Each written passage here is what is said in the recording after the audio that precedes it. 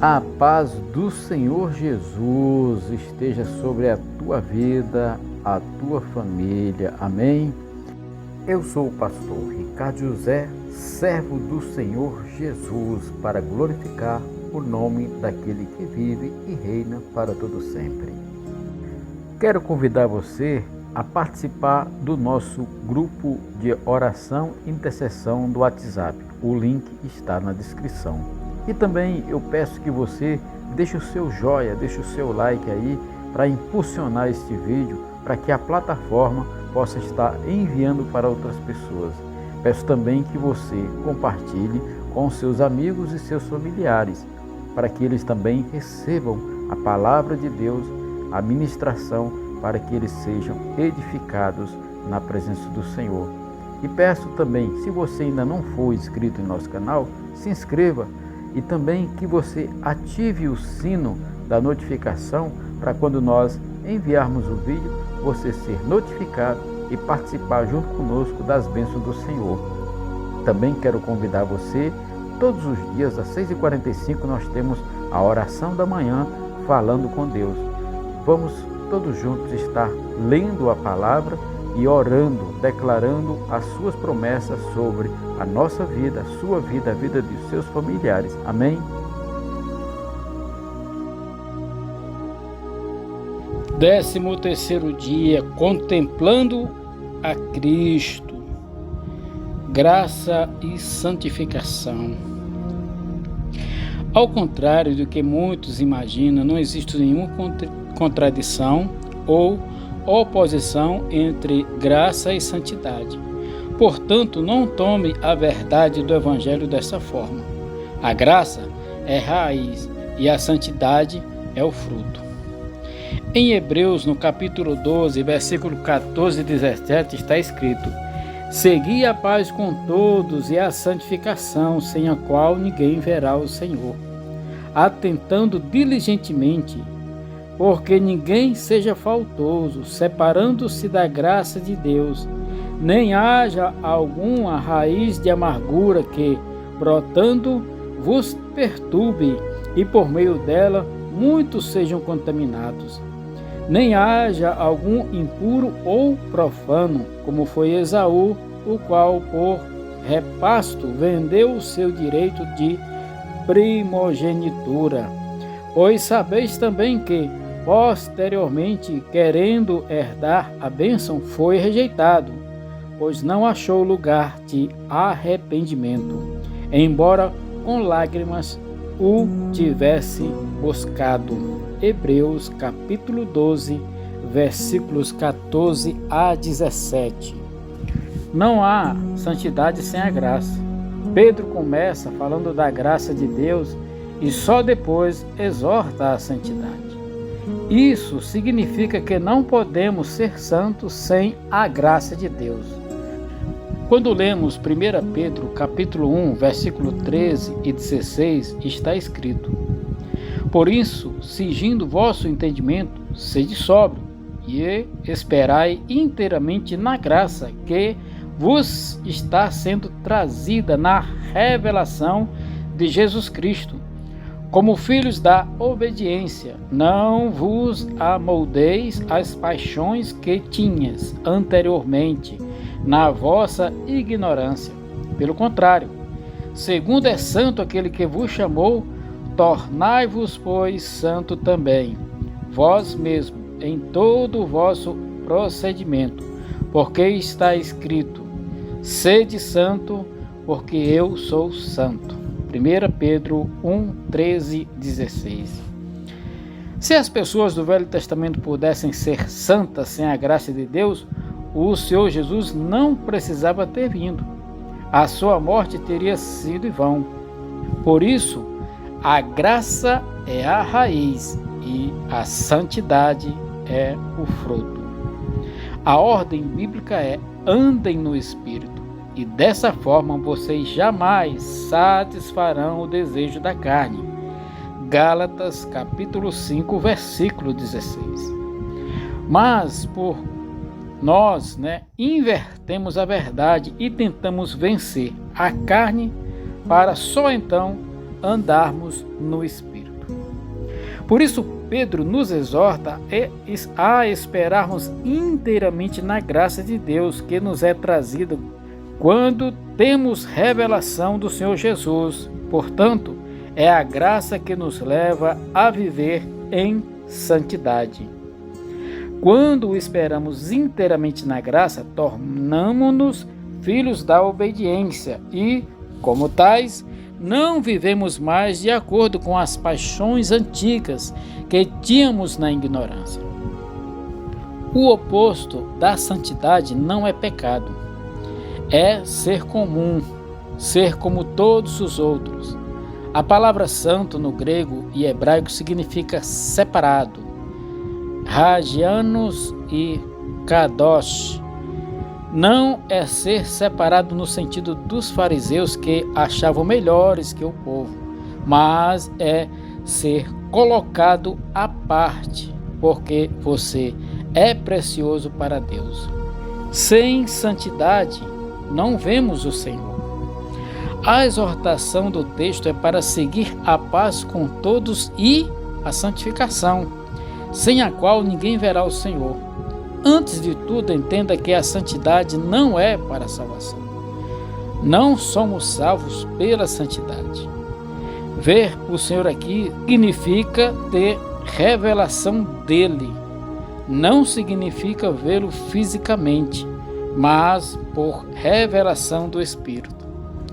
Não se separe da graça. A segunda exortação é: atentando diligentemente, porque ninguém seja faltoso, separando-se da graça de Deus, nem haja alguma raiz de amargura, como está escrito lá em Hebreus, capítulo 12, versículo 15. Muito antes de surgir uma raiz de amargura, a pessoa já se separou ou decaiu da graça de Deus. E quando surge uma raiz de amargura, muitos são contaminados. A amargura é colocada aqui em oposição a seguir a paz com todos. Não queremos guerra nem animosidade, queremos ter paz com todos os homens. A causa de toda raiz da amargura é o afastamento ou separação da graça de Deus. Gálatas 5,4 diz que de Cristo vos desligares, vós que procurais justificar-vos pela lei, da graça decaíste. O apóstolo diz aqui que, nos separando de Cristo, nós caímos da graça para a lei. A expressão desligar de Cristo também pode ser traduzida como Cristo não ter efeito sobre sua vida. O que faz com que o Cristo Todo-Poderoso se torne sem efeito sobre sua vida? Quando você tenta se justificar diante de Deus pelas obras da lei. Quando confiamos em nossas obras. Quando confiamos em nós mesmos, decaímos da graça e nos desligamos de Cristo. Precisamos vigiar, porque a praga do merecimento está sempre nos rodeando e o diabo sempre nos tenta a confiar em nossa carne e em nosso merecimento. A raiz da amargura. Em Hebreus 12, 16 e 17, fala assim: nem haja algum impuro ou profano, como foi Esaú, o qual por um repasto vendeu o seu direito de primogenitura, pois sabeis também que posteriormente, querendo herdar a bênção, foi rejeitado, pois não achou lugar de arrependimento, embora com lágrimas o tivesse buscado. Hebreus capítulo 12, versículo 16 e 17. A palavra arrependimento é metanoia, que significa mudança de ideia na mente. Na verdade, ele tentou mudar a mente de seu pai, mas não conheceu. A palavra impuro no grego é pornos, que por acaso nos é bastante familiar. A impureza é tudo que está relacionado com a pornografia. Mas seria possível o cristão decair da graça? Basta lembrarmos que o livro de Gálatas foi escrito para os cristãos. Cristo habitava neles, porém não tinha efeito algum em sua vida. Os sinais dos que decaem da graça. Quais são os sinais de um crente que decaiu da graça? Podemos apresentar 2 sinais: se há amargura no coração e se há pecado de imoralidades sexuais. Esses são 2 sinais claros. Há irmãos que se tornam cheios de mau humor, raiva e palavras duras. As pessoas fogem deles porque destilam críticas e acusações em todo lugar. Quando estamos cheios de graça, amamos as pessoas espontaneamente. Somos pacientes e benignos, mas quando decaímos da graça, nossas palavras se tornam cortantes e cheias de amargura.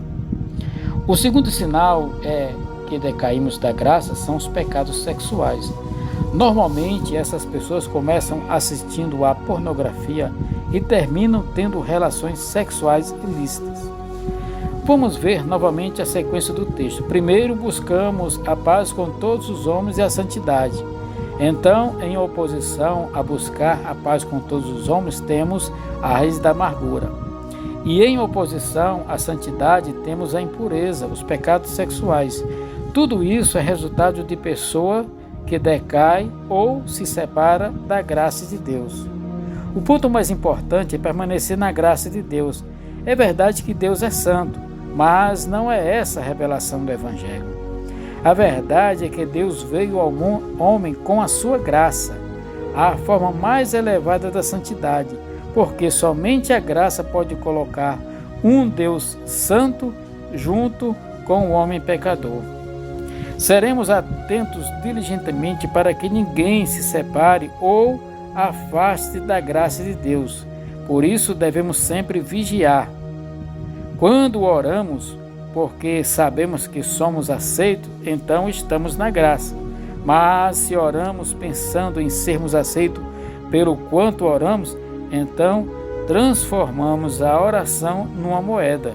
E isso pode acontecer com qualquer coisa. A graça não é algo natural.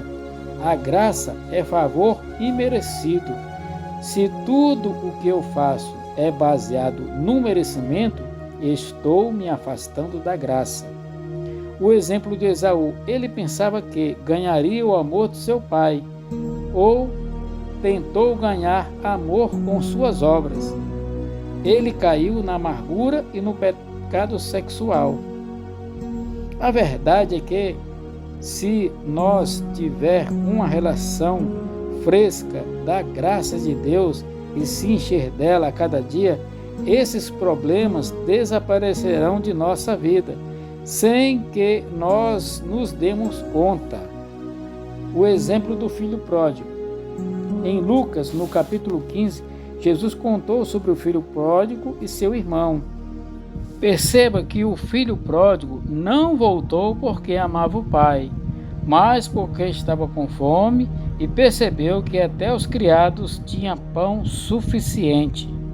Quando você der um passo em direção a Deus, Ele correrá para você, independentemente da sua motivação, porque Deus nos aceitou em sua graça. Alguns só querem mesmo um seguro contra o fogo e enxofre. Quando descobrimos como Ele é maravilhoso, nós nos voltamos para Ele. O filho pródigo voltou, e o pai correu e o abraçou e o beijou.